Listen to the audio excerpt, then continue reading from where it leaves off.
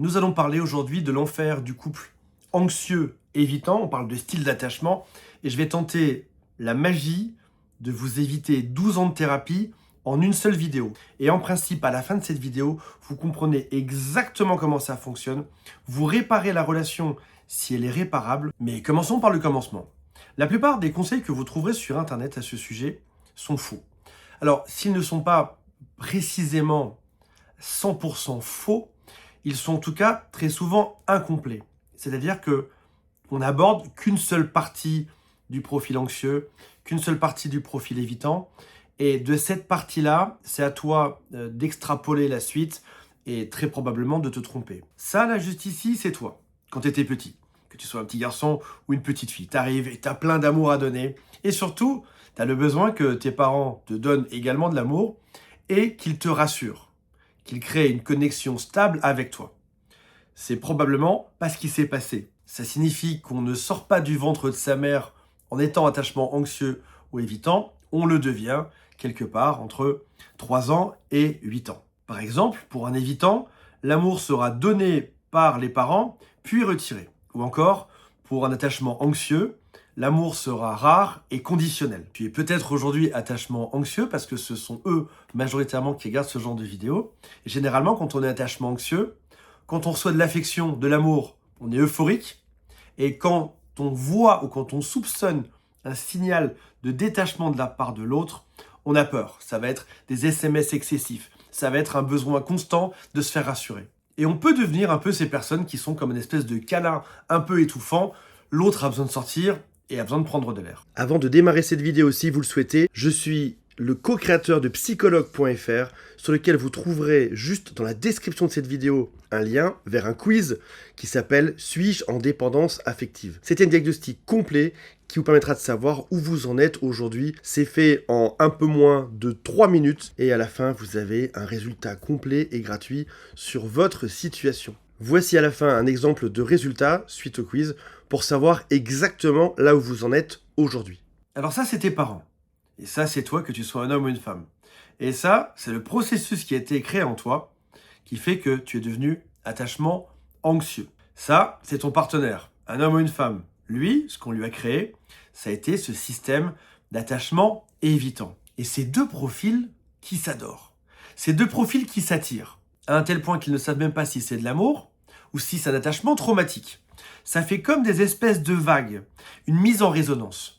La blessure initiale ici de l'un correspond comme le yin et le yang pile à l'inverse de la blessure de l'autre. Leurs deux blessures ont été créées quasiment au même moment dans leur enfance. C'est aussi pour ça qu'ils se reconnaissent. Et ces deux partenaires vont faire comme une danse ensemble.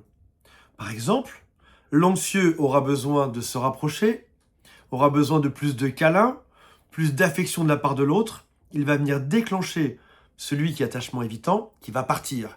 Il va se reculer, il aura peur, il va étouffer, il n'en pourra plus. L'anxieux finit par prendre sur lui, par s'adapter, l'évitant revient. C'est une danse qui se fait à deux. Et parce que ces deux profils entrent en résonance, ils ont des sentiments qui sont gigantesques l'un pour l'autre. Alors encore une fois, est-ce que ce sont des sentiments ou est-ce que c'est juste un attachement traumatique? Parfois même, cette personne qui a l'attachement anxieux, toi en l'occurrence peut-être aujourd'hui, tu n'es pas toujours attachement anxieux. Tu as dû remarquer que dans certains types de relations, tu l'es témoin. Comme par exemple, tu tombes un jour face à un partenaire qui est dit équilibré et tu n'es plus aussi anxieux que dans la case d'avant, tu l'es un tout petit peu, ça se passe bien. Certains partenaires peuvent te rassurer. Lui, ses parents l'ont élevé comme il fallait, avec le bon lien, de la bonne manière.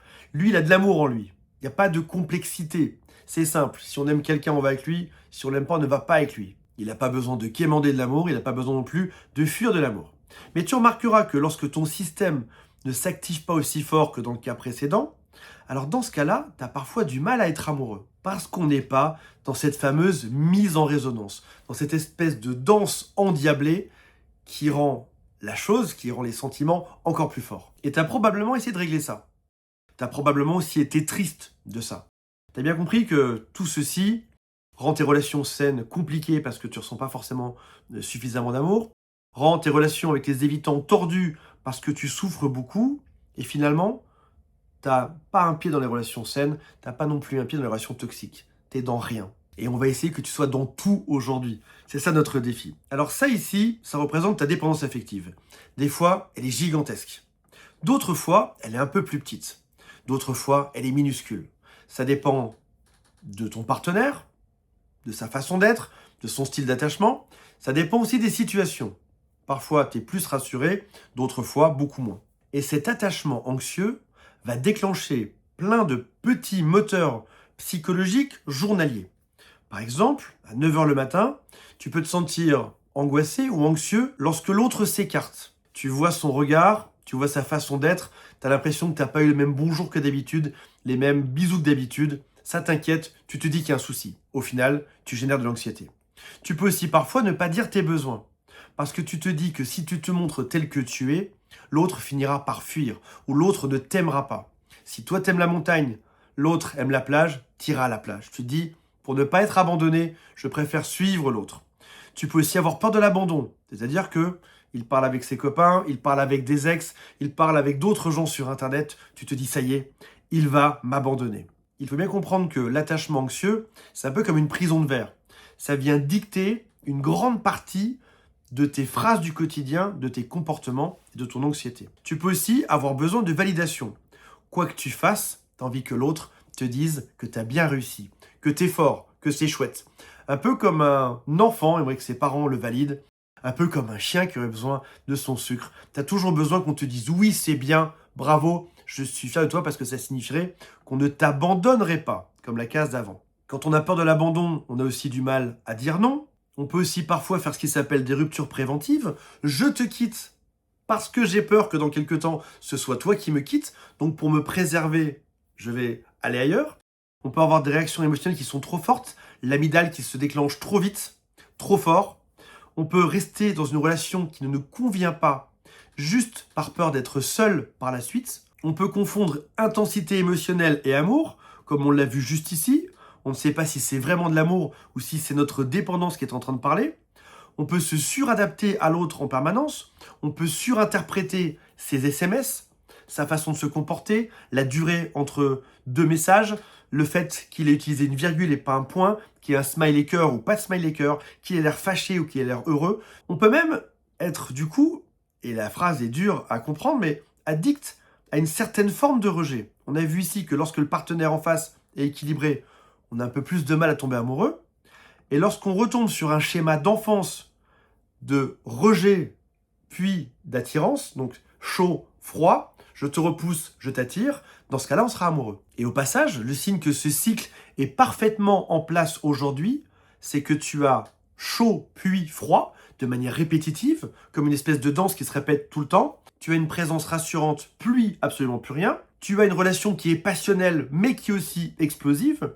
Tu as toujours ce schéma de « viens près de moi, puis je te repousse ». Si j'avais 1 heure pour te faire une conférence sur le sujet, on étudierait chacune de ces lignes, chacun de ces petits moteurs psychologiques. Pour te montrer à quel point c'est complexe qui tourne autour de toi, on va en prendre juste un seul en exemple. Le plus simple peut-être. Il y a une petite dispute, vous n'êtes pas d'accord ensemble. Tu vas tenter de négocier avec l'autre. Négocier pour qu'il aille un peu dans ton sens, pour qu'il te comprenne. Doucement, tu vas chuchoter ce qu'il te faut. Mais si tu vois que la négociation n'avance pas avec l'autre, tu vas voir que tu auras peur de le perdre. Tu auras peur que l'autre te dise, vu qu'on n'est pas d'accord, vu que dans ces disputes on ne trouve pas de réponse, alors dans ce cas-là, je vais te quitter. Attention, c'est une peur inconsciente, mais tu as peur que l'autre parte. Pour ne pas que l'autre parte, tu vas t'excuser, tu vas taire tes besoins, tu vas te suradapter à l'autre en permanence. À force de tout garder en toi comme une cocotte minute, tu gardes, tu finis par exploser. Malheureusement, on ne peut pas garder indéfiniment ce qu'on a en nous. Tu exploses, tu finis par faire une crise qui est démesurée par rapport à ce qui se passe le jour même. Par la suite, tu t'en veux, tu te dis mince, j'ai peur de le perdre, c'est pour ça que j'ai tout gardé en moi. J'ai fini par exploser et maintenant, j'ai à nouveau peur de le perdre.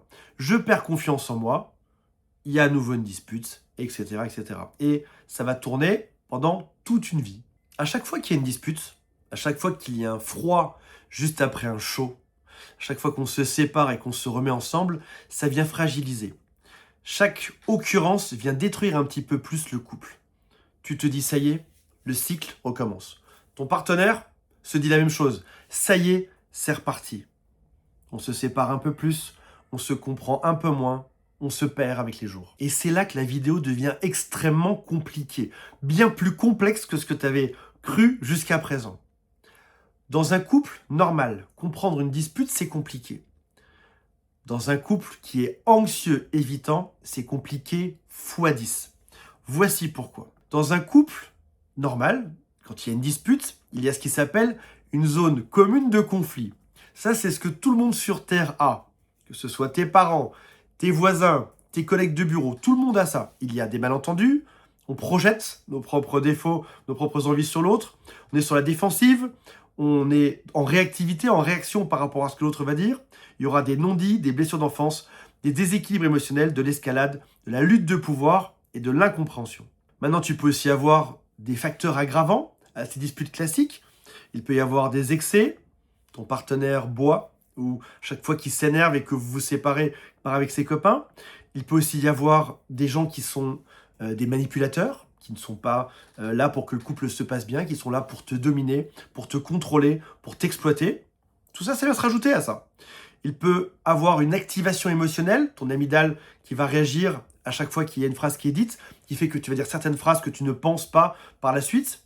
Il peut aussi y avoir des mauvaises fréquentations, c'est-à-dire des copains qui viennent influer là-dedans, qui te disent « mais quitte-la, quitte-le, fais comme ci, fais comme ça ». Il peut y avoir des peurs des deux côtés.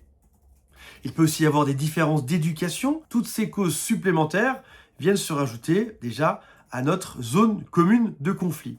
Mais si en plus vous êtes attachement anxieux et évitant, voici ce qui va se rajouter. Toi de ton côté, si jamais tu es anxieux, il va se rajouter insécurité, c'est ce qu'on a vu tout à l'heure, abandon, hypervigilance, rumination, dépendance affective, besoin de fusion, urgence émotionnelle, peur du rejet, manque de sécurité intérieure, surinterprétation. De son côté, à l'autre, l'évitant, il va se rajouter fuite, retrait, fermeture émotionnelle, dissociation, minimisation, rationalisation, besoin de contrôle, peur de l'envahissement, autonomie rigide, détachement apparent. Ça devient tellement dense dans ta tête. Il y a tellement de causes que si jamais tu devais relier chacun des points de ta situation actuelle, tu ne saurais même pas où t'es. Est-ce que je me sens par exemple en insécurité parce que cette personne est insécurisante ou est-ce que c'est parce que je suis dépendant affectif? Est-ce que je me sens abandonné parce que l'autre joue sur mes failles et il est manipulateur ou pas? Est-ce qu'il y a des non-dits parce que c'est le cas dans chaque couple et dans chaque relation amoureuse? Ou est-ce que c'est parce que l'autre en fait plus, ou est-ce que c'est parce que moi je le capte plus? Et le rôle de chacun devient extrêmement complexe et difficile à analyser. Et tu te retrouves peut-être aujourd'hui du coup perdu face à une masse d'informations gigantesques qui fait qu'au quotidien tu fais de ton mieux, et pour autant ça marche pas. Tu arrives dans cette situation où tu comprends tout réellement, mais tu as du mal à le mettre en application. Voici donc aujourd'hui 3 clés extrêmement simples que vous pouvez utiliser à la maison qui vous permettent de sortir de ce brouillard gigantesque pour mettre en place des choses qui sont très simples et très concrètes. La première clé toute simple, c'est de dire « je m'excuse ». On est tous un peu responsables de ce qui nous arrive. On peut même être responsable d'être avec la mauvaise personne. Au passage, je m'excuse. C'est mature, c'est sain et en fait, dans le schéma d'une vie, dans la route d'une vie, on devrait tous se remettre en question sur quelque chose jusqu'à la fin de nos jours. Donc je m'excuse, des choses que j'ai faites qui t'ont fait du mal, je le voulais pas, j'essaie de m'améliorer chaque jour. Ce qui serait très sain, après que tu te sois excusé, c'est que l'autre s'excuse aussi. Qu'ils te disent, t'as raison, j'ai aussi ma part. Parfois ça vient de suite, parfois ça met quelques jours, qu'importe. Mais déjà, rien que sur cette première clé qui est toute simple, même un enfant de 6 ans pourrait y arriver, tu peux voir, tu peux interpréter et comprendre comment est-ce que l'autre fait, parce que l'autre peut ne pas s'excuser. Et dans ce cas-là, on est déjà bloqué sur la clé numéro 1. Et ça peut être pour plusieurs raisons. Peut-être que c'est son ego, ce qui n'est pas très bon signe. Peut-être que c'est une immaturité émotionnelle. Peut-être que cette personne manque d'empathie, est incapable de voir ton point de vue. Peut-être aussi que c'est de la fatigue qui fait qu'on n'arrive pas à s'excuser. Ou peut-être que c'est une personne qui est manipulatrice ou perverse narcissique, qui va te dire « je suis parfait, je n'ai rien à remettre en question chez moi, je n'ai rien à travailler ». Il va inverser la culpabilité, il va dire c'est toi le problème, il va faire du gaslighting, donc il va retourner les événements et t'expliquer pourquoi est-ce que tu es coupable à 100% et lui est comme un demi-dieu sur Terre. Il va renverser la situation et surtout, une personne toxique n'a aucun intérêt à résoudre. Donc là, je suis parti du moins pire pour arriver au pire. Admettons que tu aies réussi à t'excuser, déjà ce qui est chouette, et à ce que l'autre se soit excusé aussi. On va passer à la clé numéro 2. Ça consiste à donner son mode d'emploi. Quand tu fais X, je ressens Y. Quand tu m'interdis de voir mes amis, je ressens de la peine parce que moi j'ai des valeurs familiales et amicales. Quand tu me cries dessus le soir à la maison, ça me fait de la peine parce que j'ai été éduqué sans violence. Tu donnes ton mode d'emploi. Tu n'es pas en train de critiquer. Tu es comme une machine à laver dont on lirait toutes les pages. Voici comment marche cette machine à laver. La machine à laver, c'est toi. Tu expliques comment tu fonctionnes page à page. Quand tu fais X, je ressens Y. Sachant que l'Y, souvent, est négatif. Je ressens de la peine, de la tristesse, du rejet, de l'abandon. Là-dessus, il y a 2 cas de figure. Tu es en train de dire ton mode d'emploi et tu dis quels sont les boutons qui ont été appuyés qui font que tu souffres. Et la réponse, elle est noire ou blanche. Il n'y a pas de zone de gris. Soit l'autre en face de toi veut que tu souffres moins et il va s'y intéresser. Il va s'arranger pour qu'on corrige ça, pour que tu arrêtes de souffrir parce qu'il t'aime. Soit tu souffres et ça ne lui fait rien et il va continuer de le faire. Et je pense qu'on ne restera pas en couple avec une personne qui veut que tu souffres. Et donc bizarrement pour cette clé numéro 2, l'autre en face de toi peut bloquer pour exactement les mêmes raisons que la clé numéro 1. Peut-être qu'il n'entendra pas ta douleur à cause de son ego, à cause de son immaturité émotionnelle, parce qu'il n'arrive pas à voir ton point de vue. Il va te dire que non, ce n'est pas si grave, moi aussi je l'ai vécu pire et c'est comme ça. Peut-être à cause de la fatigue ou peut-être parce que c'est un pervers narcissique. Et la 3e clé, c'est aimerais-tu qu'on travaille ensemble dessus pour ne pas que ça se reproduise. Et si jamais cette personne t'aime, si jamais cette personne veut aller de l'avant, elle a intérêt à bosser dessus avec toi. Si vous avez encore 50 ans à vivre et que vous ne voulez pas repasser par les mêmes étapes en permanence, par cette même danse diabolique, destructrice que vous avez depuis le début, alors dans ce cas-là, il y a intérêt à bosser dessus, à ce que chacun d'entre vous vous montriez votre mode d'emploi, comment vous fonctionnez et que vous cherchiez des solutions intelligentes à deux. Voilà mes amis, j'espère que ça vous a intéressé. Je rappelle qu'il y a un lien vers psychologue.fr qui est juste en dessous si vous souhaitez être accompagné dans cette démarche. Et on se retrouve très bientôt. Salut à tous, bye.